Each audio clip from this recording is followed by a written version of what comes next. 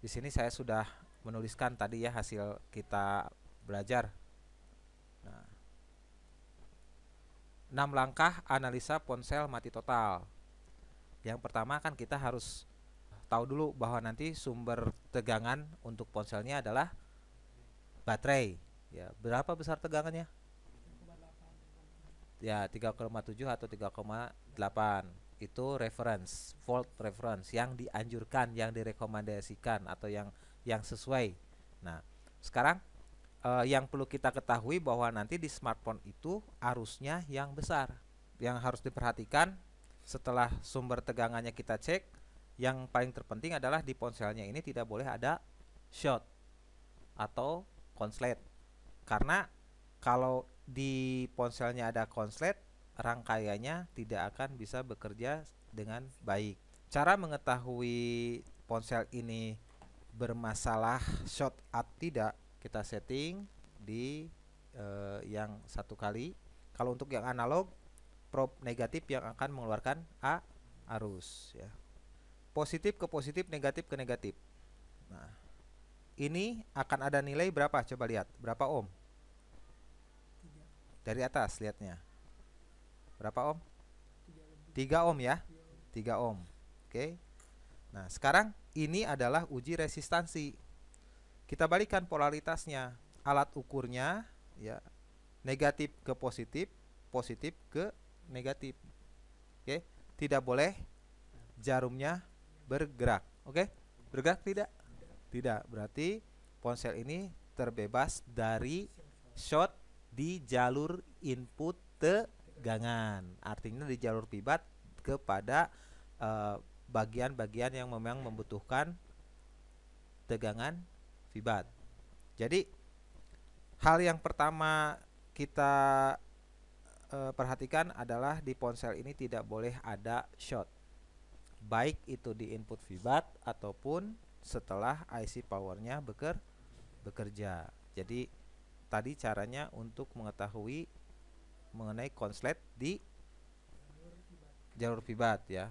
Jadi tadi kita ukur dapat nilai, nah ini positif ke positif, negatif ke negatif, dapat nilai berapa tadi? 3 ohm ya.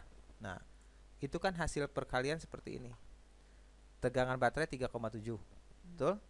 Nah, baterai yang mengaliri ponsel ini adalah misalkan 2 ampere. Rumusnya kan volt sama dengan I dikali R.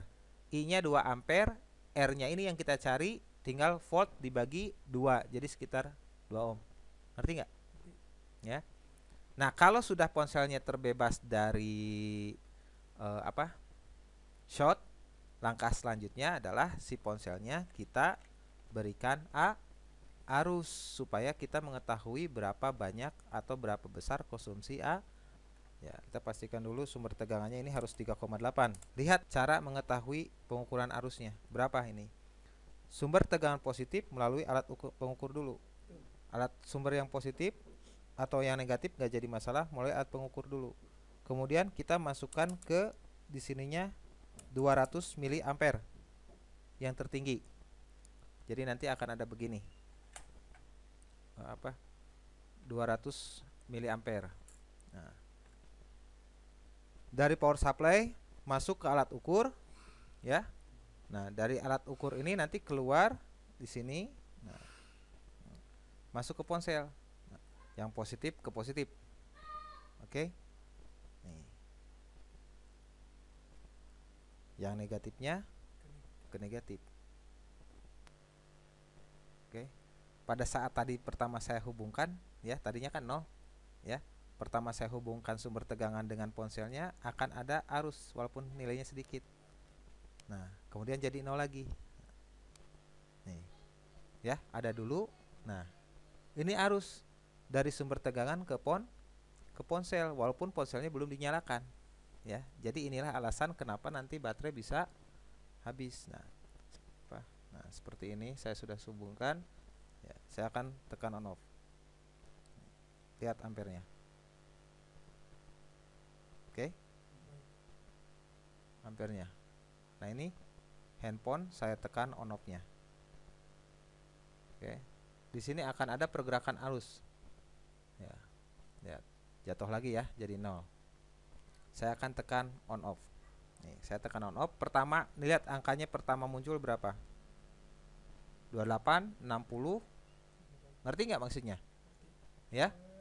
Ya. Akan ada step naik gitu. Beratnya. 12, betul? Nah, saya ulang lagi. Supaya nanti ini kalau saya bisa perlambat enak, kebetulan di sini tidak bisa diperlambat ya. Nah, begitu saya tekan on off, lihat pertama naiknya berapa? Tuh, 29, betul? Naik ya. Nah, saya lepas lagi. Ngerti nggak maksudnya? Bahwa nanti si ponsel itu pada saat ditekan on off itu nanti si arusnya akan bertahap sesuai dengan ruangan-ruangan yang mulai aktif. Saya gambarkan seperti ini. Konsumsi arus. Anggap saja saya menggunakan baterai di sini double power ya. Nah, saya akan ganti dulu jadi 3,7. Jangan 5 volt. Karena baterai ponsel 3,7. Ya. Nah, sumber tegangan ini ya, kalau kita ukur adalah besarannya 3,7. Oke. Walaupun baterainya disambungkan seperti paralel ini akan outputnya tetap 3,7. Arus sudah keluar belum? Belum ya. Nah, begitu saya sambungkan atau saya anggap tekan on off nih. Tekan on off berarti IC ini anggap di sini D1 itu IC power PMU. Keduanya CPU. Ketiganya IC flash. Keempatnya IC RAM. Anggap saja keempat ruangan ini adalah di blok baseband itu ya. Akan ada power, CPU, kemudian IC flash dan RAM. Ketika saya tekan on off, powernya dulu yang akan bekerja. Betul. Anggap saja tadi di sana gambarnya tulisannya 29, betul nggak? Nah, 29. Terus nanti naik. Begitu CPU kerja, ampernya naik. Betul? Nah, begitu si flashnya bekerja, ampernya naik lagi. Begitu RAM-nya sudah aktif, ampernya naik lagi, betul? Ya. Kalau sudah dipakai operating system, ampernya jauh lebih besar lagi, ngerti nggak? Nah, inilah perumpamaan ketika ponsel kita tekan on off akan ada nilai konsumsi arus. Kalau kita tekan on off seperti yang dinilai seperti di sini, tekan on off hanya akan muncul sekitar 20 mA, berarti power sudah aktif, CPU belum. Gitu kan? 40 mA CPU sudah aktif, otomatis power pun sudah aktif. Betul nggak? Kalau kita tekan 60, memori IC flash sudah aktif, otomatis power CPU sudah aktif. 80 mA, ya jelas 1, 2, 3 atau PMU, CPU sama IC flash sudah bekerja. Tinggal kita periksa yang namanya operating system. Coba di flash ulang. Nah, begitu kan gambarannya. Ya. Tahapan ponsel boot itu seperti ini. Pertama, baterai sebagai sumber tegangan kita masukkan. Oke. Nah, baterai dimasukkan, otomatis baterai aktif. Nah, di sini ada istilah DDLO. Nanti sumber tegangan tuh dicek cukup nggak untuk bisa mengaktifkan power apa tidak, gitu kan. Kemudian nanti ini ada VRTC, real time clocknya.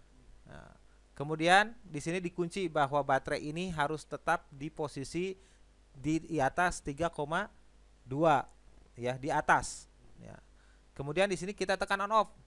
Begitu tekan on off itu memerintahkan seolah-olah mereset si IC powernya, disuruh untuk power on.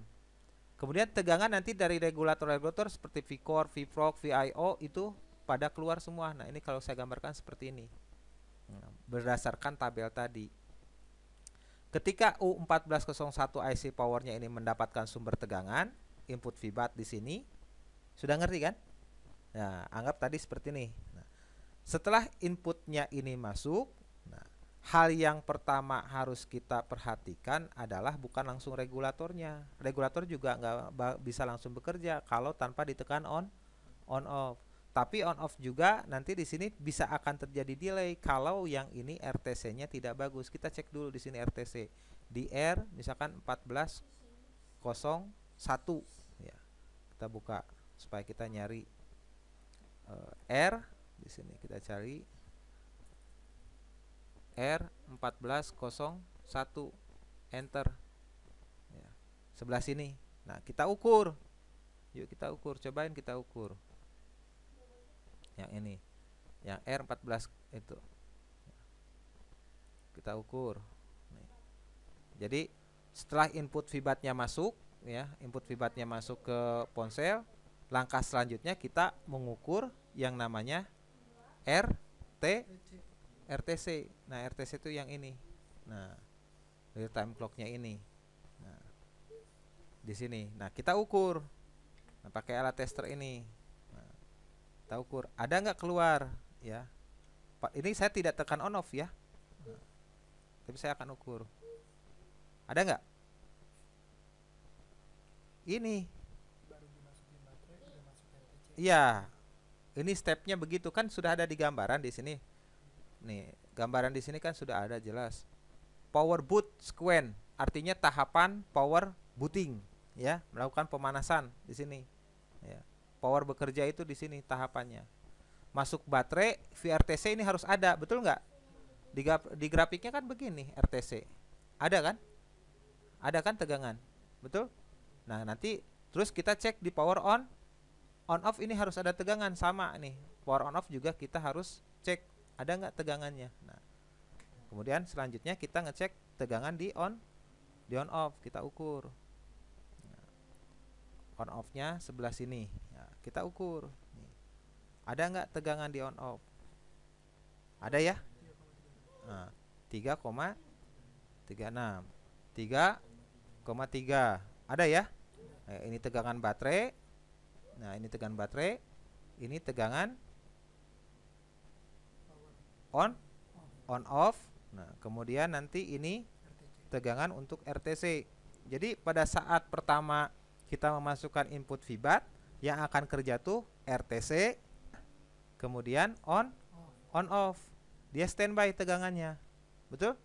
Nah, ketika saya tekan on off, nah, ini konsumsi arusnya. Pertama pijit 15. Nah, bisa dilihat nggak tadi? Saya pasangkan lagi ini. Lihat ampernya. Begitu saya menyambungkan sumber tegangan dengan ponsel, lihat ampernya. Ada kan? Naik kan? Tuh. Ya. Nah, kemudian saya akan menekan on off. Lihat ampernya. Ke situ aja lihatnya. Tuh, lihat. Tak 17, betul? Nah, itu yang saya maksud. Jadi pada saat pertama kita tekan on off ya, akan terjadi seperti ini. Nih. Tekan on off tuh nanti akan ada 20 dulu, kemudian nanti naik 40, kemudian 60, 80. Jadi seiring ruangan-ruangan atau modul-modulnya bekerja. Pertama bekerja power dulu, kemudian CPU dulu, kemudian IC flash, kemudian IC RAM. Nah, kadang-kadang makanya yang kasus eMMC kalau misalkan ditekan on off, munculnya adalah sekitar 80 mili ampere, 70 sampai 80 mili ampere. Nah, sebagai contoh misalkan ada satu mesin lagi. Nah, kita pengen tahu nih berapa yang akan muncul. Nih, ini contohnya. Hanya dengan melihat konsumsi arus. Nah, ini cara masang ininya ya. Cara masang konektor baterainya.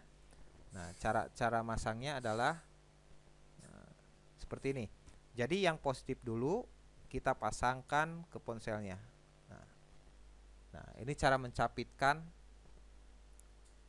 ya, cara mencapitkan sumber tegangan ke ponsel ya. Selanjutnya seperti ini ya. Yang negatif. Nah, dari konektor yang lentur baru ke body.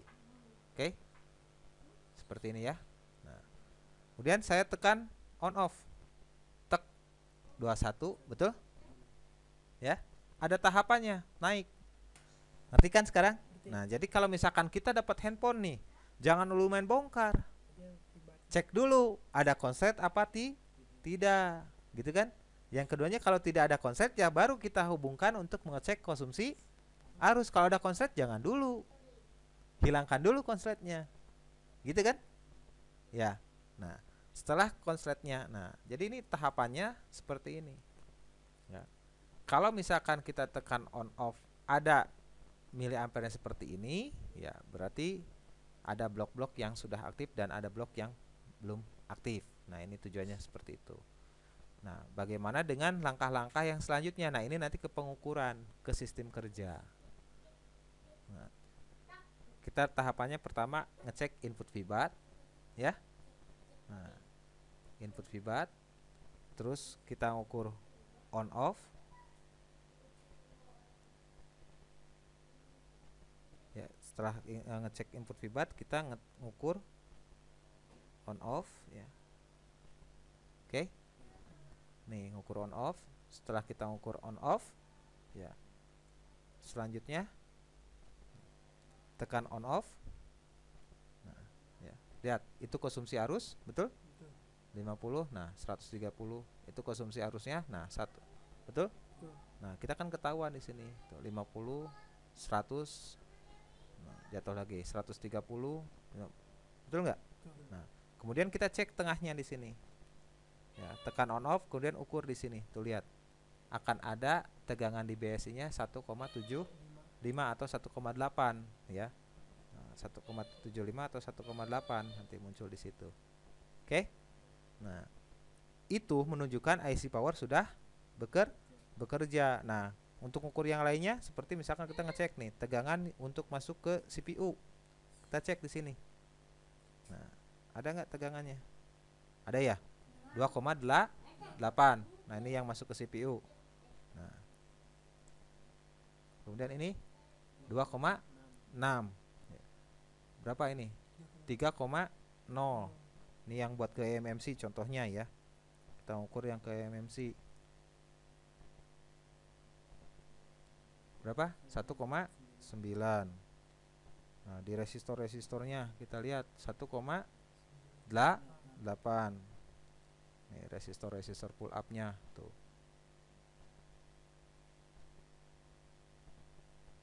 Satu koma 8 tuh kan.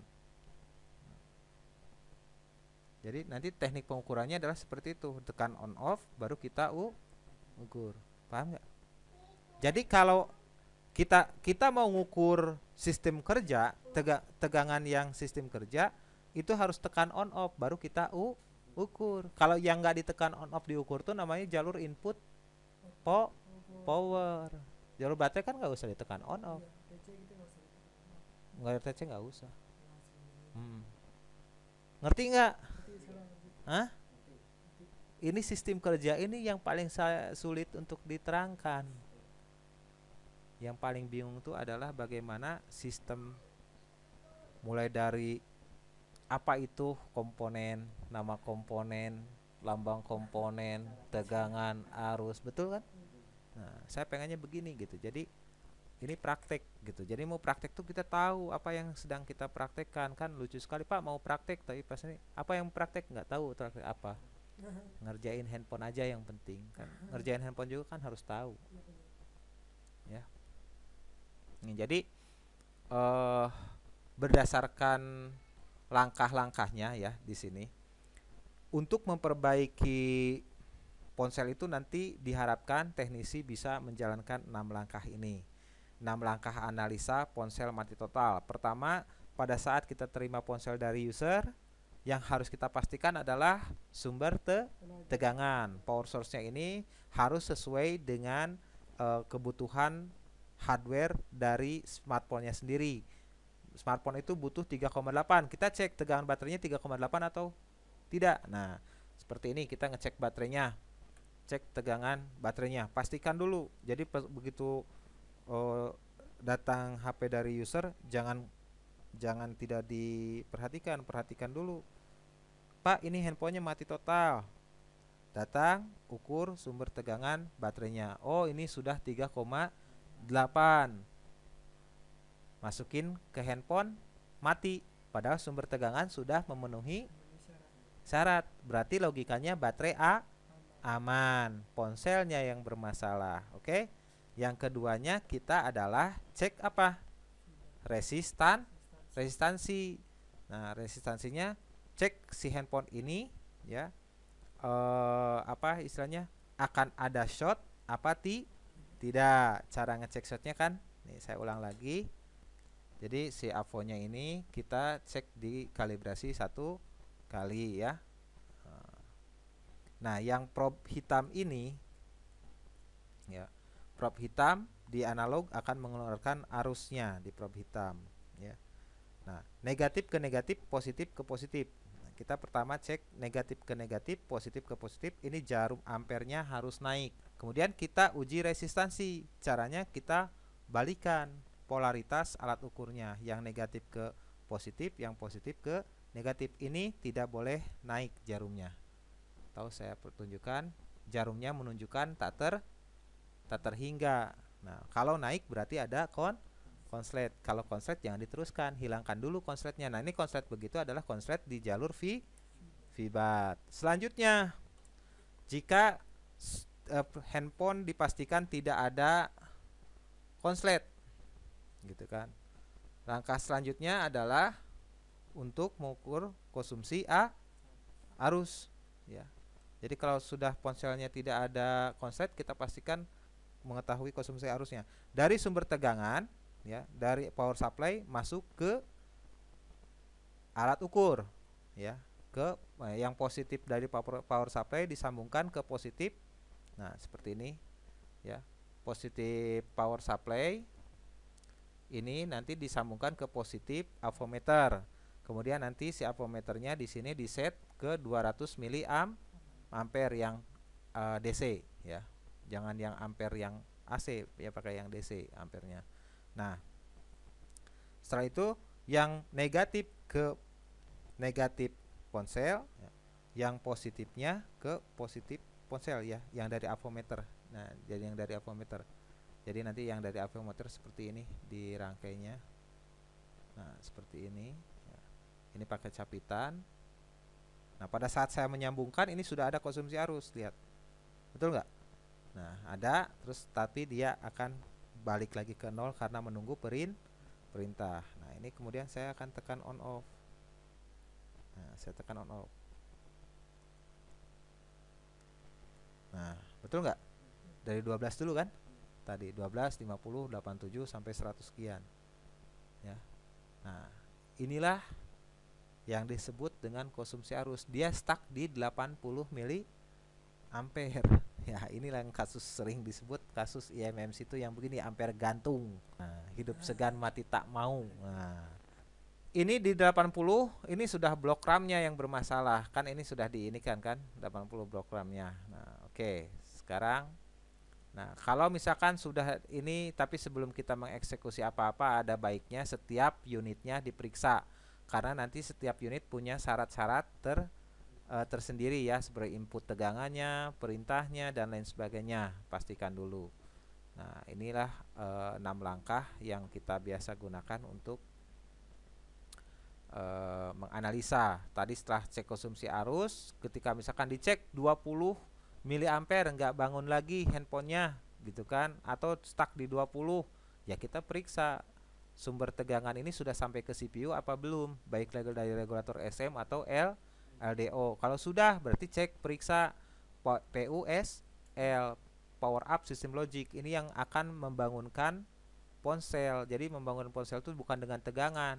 Tegangan itu hanya kebutuhan makanan ya, kebutuhan untuk menghidupkan komponennya. Sedangkan untuk bekerjanya di sini akan ada power up system logic ya. Ada perintah antara power ke CPU seperti ini. Power mereset CPU. Kemudian power menginterrupt CPU. Sleep clock ini akan dikirimkan untuk supaya CPU bisa bangun atau aktif terlebih dahulu. Nah, nanti CPU membalas ke IC power. Kalau di Nokia pakai SleepX, kalau di BlackBerry pakai sysn, kalau di sini kebetulan pakai watchdog ke PMU. Nah, dengan jalur interrupt PMIC dari CPU ke PMU. Kalau ini sudah ada semua, nah tinggal pastikan yang RF clock. Nah, sysclock kalau di BlackBerry ini namanya sysclock, RF clock atau sysclock. Di HP Cina juga namanya sysclock ya. Oke, kalau misalkan ini semua sudah dilalui, ya tinggal ke bagian operating system. Nah, bolehlah diformat dulu gitu kan. Diformat masih ini, boleh di reprogram, boleh di flashing, itu tahapan selanjutnya di sesi software.